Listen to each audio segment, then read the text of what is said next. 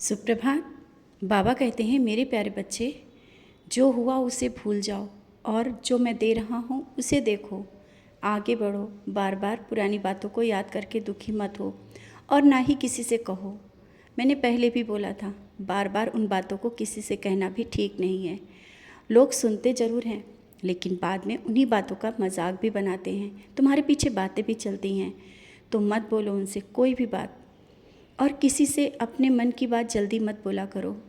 तुम खुले दिल से हर एक को अपने दिल की बात बता देते हो, लेकिन वो सही नहीं है।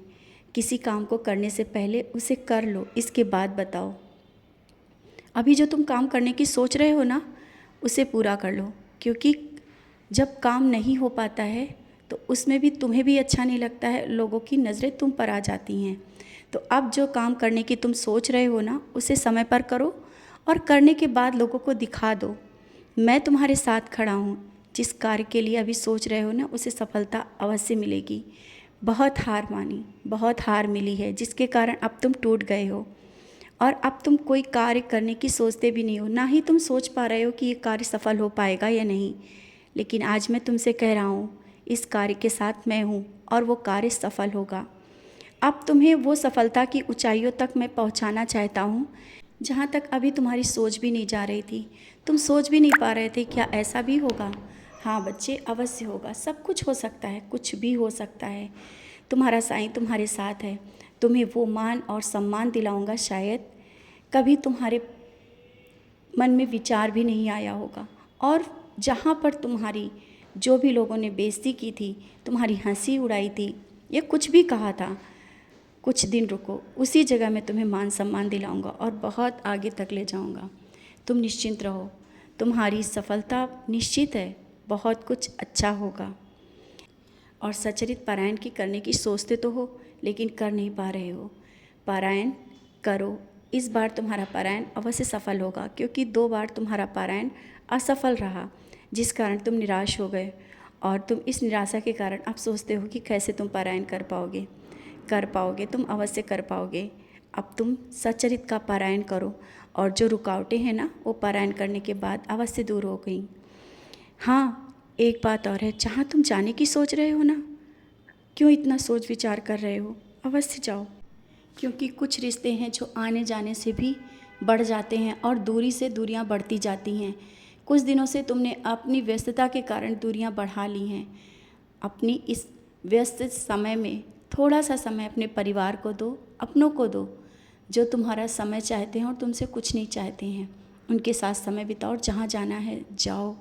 देखो, तुम्हारा मन भी आनंदित होगा और तुम्हें भी बहुत खुशी होगी, और उनको भी, जो तुम्हारी एक हंसी और तुम्हारे साथ बिताए हुए समय के साथ जीना चाहते हैं। हाँ, कुछ लोग ऐसे हैं जो आज भी तुम्हें बहुत प्यार करते हैं, तुम्हारा सिर्फ साथ चाहते हैं, तुम्हारे धन और दौलत की उन्हें कोई परवाह नहीं। इसीलिए मैं कह रहा हूँ, उन लोगों को समझो और उनके पीछे क्यों भागते हो, जो सिर्फ मतलब के लिए ही तुमसे जुड़े हैं और तुम्हें लगता है यही तुम्हारे अपने हैं। नहीं, वो तुम्हारे अपने नहीं हैं।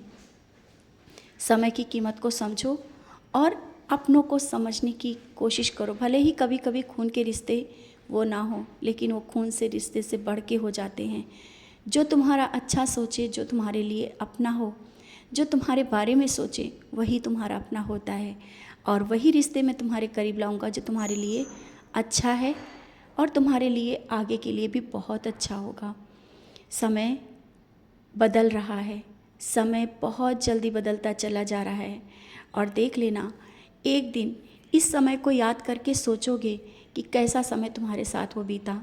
ये समय सिर्फ याद करने के लिए रह जाएंगे। आगे तुम्हारा भविष्य बहुत उज्जवल है, बहुत ज़्यादा ही उज्जवल है। निश्चिंत रहो, अपने भविष्य और अपने बच्चों के भविष्य को लेकर के तुम चिंतित मत रहो। मैं हूँ ना तुम्हारे परिवार की चिंता करने के लिए, और मैं वो सब कुछ दूंगा। लेकिन हाँ, सबूरी रखना होगा तुम्हें। सबूरी रखो, सबूरी के साथ सब कुछ सही होगा, सब चीज़ें सही होंगी। मैं तुम्हारे साथ रहता हूँ। और जो तुमने फूलों से मंदिर को सजाया है ना, मुझे बहुत पसंद आ रहा है। तुम्हारा मन है कि और ज़्यादा तुम मेरे पास फूल रखो और फूलों से घर को सजाओ, मंदिर को सजाओ। तुम्हारी बात को मैं जानता हूँ, लेकिन फूलों की खुशबू ऐसे ही तुम्हारे घर में बिखर रही है ना। और ये खुशबू मेरे एहसास की है, मेरे प्यार की है। तुम्हारे भाव से मैं बहुत खुश हूँ। फूलों की आवश्यकता ही नहीं, तुम्हारा प्यार ही मेरे लिए बहुत है।